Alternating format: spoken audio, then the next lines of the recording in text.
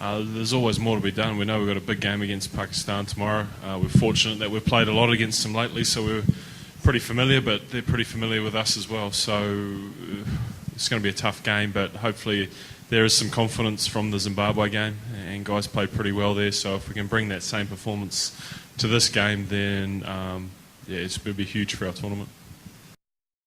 Any particular areas, any weakness in the Pakistan team that you might want to expose?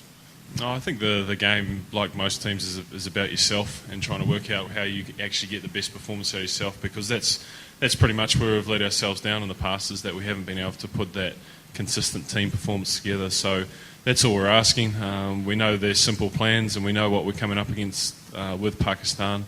If we can get it right ourselves, then we've got more of a chance than worrying about Pakistan.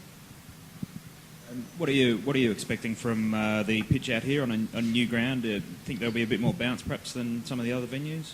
Yeah, possibly. I think we practiced on a strip sort of 4 or 5 over, and it seemed a bit pacier than what you normally expect. But then the nets are pretty slow and low, so we're going to have to wing it really, because there hasn't been too many games here. We played a warm-up game here last year, so I think we're expecting it to be a little bit quicker than most grounds, but it'll still be probably a better friendly wicket. Daniel, how much the fast bowlers have benefited by the presence of Alan Donald?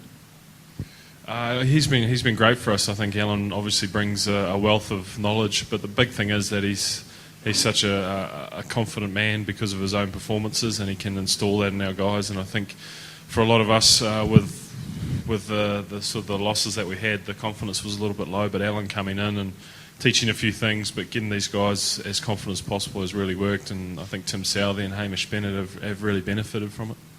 I think your best players are the ones that win your World Cups, and Ross Taylor's obviously one of our very good players, if not our best batsman, so he has high expectations of himself, and he wants to perform, so I expect him at some stage in this tournament to win a game for us, and hopefully it's tomorrow.